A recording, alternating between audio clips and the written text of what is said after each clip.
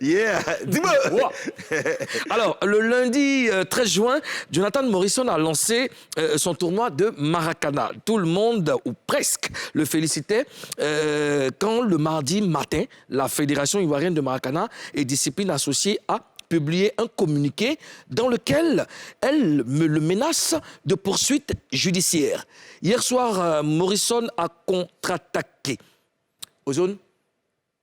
Il a fait donc ce long poste-là. Ce long poste, ouais. Lorsque j'ai lancé 13 taxis, certaines personnes sont allées reporter mon entreprise comme de l'arnaque auprès de la police économique. J'ai été convoqué. Lorsque j'ai présenté les documents légaux de 13 taxis, certaines personnes ont appelé le tribunal du commerce à plusieurs reprises pour leur demander de suspendre et de revérifier les dossiers de mon entreprise. J'ai été informé. Juste après avoir annoncé mon partenariat avec l'équipementier, certaines personnes sont allées écrire à la compagnie dans le but de me salir pour gâter le contrat. J'ai été informé. Je ne cache pas mes activités parce que je suis dans l'illégalité ou pour créer un mystère. Chaque fois que je révèle une de mes activités, les gens font tout ce qu'il faut, ce qu'ils peuvent pour gâter. Chaque jour, j'ai fait l'objet d'attaques, d'injures, de boycotts et de diffamations, mais je ne me plains pas parce que c'est normal. Je fais ce poste pour dire merci à tous ceux qui croient en moi et qui me soutiennent toujours. Je lis vos commentaires et partages. C'est vous qui me donnez la force de continuer. Aussi, je vous demande de ne rien craindre. Forcément, quelqu'un devait payer ce prix et ça ne me gêne pas de payer ce prix parce que je sais que le 13 août, la jeunesse ivoirienne aura la victoire et à partir de cette date, naîtra une nouvelle jeunesse africaine qui sera confortable dans tous les domaines d'activité, surtout dans l'entrepreneuriat. C'est un message qui est très clair. Et le message est clair, hein? Il est clair. Alors, Jonathan Morrison dit, je vous demande de ne rien craindre. Ça veut dire quoi? Je vous demande de ne rien craindre. Hein? Qu'est-ce que ça veut dire quoi? Il n'a pas peur de la fédération ou bien c'est quoi? Il y a un proverbe papouas qui dit, si un aveugle dit il va te lapider, c'est qu'il a son pied sur caillou. OK? Parce que s'il le fait... Ou des proverbes intensifs. Intensifs en Papouasie. OK? Ouais. Parce que je suis le voisin du neveu, donc je dois faire des proverbes. De la tante de la tante du cousin. Du cousin. Au quartier. Grand-père de ça. Okay. Au quartier. On y va. Alors, s'il a dit ça comme ça, parce que le mec là, il passe sur les plateaux télé, il fait des posts avec beaucoup d'assurance, il parle, il essaie de faire des gestes, il essaie de faire des choses, les gens essaient de le rabaisser, de l'attaquer, de le descendre, mais il reste concentré il reste focus sur ses objectifs. Je pense qu'il ne nous a pas encore tout dit. Oui, tu sais, c'est un jeune Ivoirien qui se bat bien. Sauf que il faut qu'il ait avec lui les armes légales et il ne faut pas qu'il se perde dans son envie de réaliser son projet. Tu vois, j'ai comme impression qu'il est en train de gérer un bras de fer avec la FIMADA. C'est l'impression que j'ai. Je veux dire, sauf vraiment erreur de ma part, quand j'analyse un peu le feeling, comme il sait qu'il a une petite communauté qui le soutient. Donc, il y va, quoi. Dieu comme fait, il croit en ce moment et puis il fonce. Oui, je pense plutôt que oui, ce que tu dis, c'est vrai. Mais ça, je veux dire, ça remet en cause la clarté des textes de la FIMADA. Oui. Parce que si les textes de la FIMADA étaient clairs et connus, s'il y avait une communication sur le mode de fonctionnement de la FIMADA, si tout était vraiment clair, on a vu ici le cas de la FIF, c'est maintenant que nous, on a su qu'il y a des choses. Est-ce que tu connais les textes de la FIMADA? Non, je ne connais pas les textes de la FIMADA, justement. Parce qu'il n'y a pas de communication, le grand public ne sait pas exactement. Oui, mais donc même s'il n'y a pas de communication, quand vous savez qu'il y a une entité qui gère une certaine activité... Je viens à cela, justement. Justement, il y a ça, bon, on ne connaît pas les textes, ok. Mais lui aussi, quand tu viens, que tu veux faire une activité dans le pays, logiquement...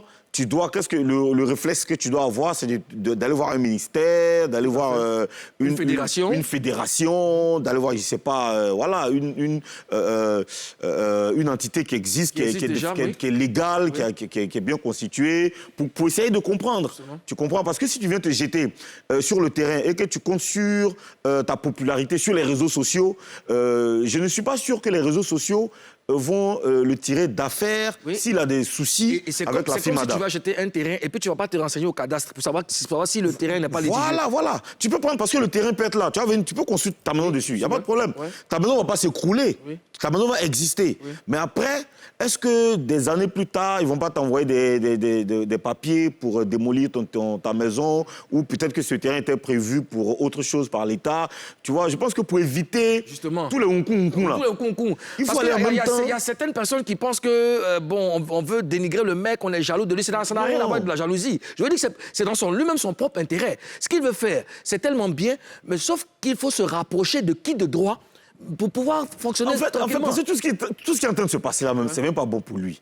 Tu vois, non? Les gens parlent ici, d'autres le dénigrent, les autorités se plaignent, la FIMADA qui veut porter plainte. Tout ça, si c'est pas simple d'aller à la FIMADA, au ministère de trucs des sports. C'est pas plus simple. On dit la FIMADA, c'est la Fédération ivoirienne de Maracana. Et discipline associée. Donc je veux dire que même Petit Poteau même là, Petit Poteau même là, c'est dedans. On peut pas de Petit Poteau où on met 40 dedans. Voilà. Donc il y a un président de fédération. Pourquoi ne pas aller avec sa délégation pour aller rencontrer le président pour dire, bon, voici ce que je veux faire. Est-ce que ça ne va pas à l'encontre de vos activités? On discute et dedans que on te donne la voix, mais tu es libre, tu fais ce que tu as à faire. Voilà, parce que surtout que tes projets sont c'est des bons projets. Justement. Tu vas organiser un truc, il y a des histoires de millions dedans. Va voir les gens là.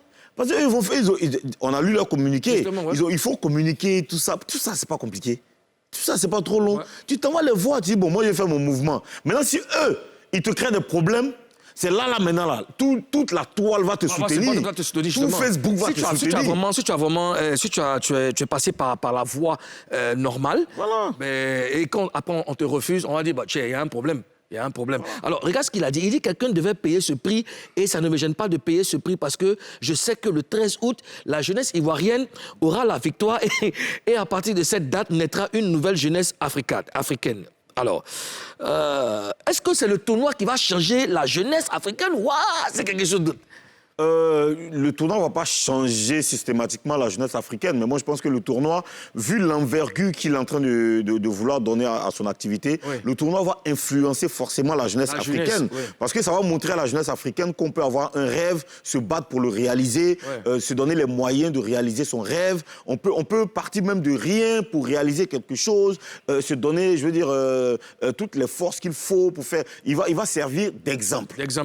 D'accord. Voilà. Maintenant, s'il échoue, ce sera une totale désillusion pour lui et même pour la jeunesse aussi. Sinon, on salue. Bon, je salue vraiment son dévouement, sa hargne. Mais il faut aller avec le droit. Il faut être vraiment en phase avec les règles. C'est vraiment important. Alors, attendons-nous un peu sur les récompenses du tournoi de Maracana qu'il va organiser. Le vainqueur empochera 40 millions. Le deuxième, 20 millions. Le troisième, 10 millions. Le meilleur buteur, 5 millions. Et le meilleur public fair play, 5 millions. Ça fait un total de 80 millions que Jonathan Morrison va distribuer. Question, comment tu vois ça? C'est bien.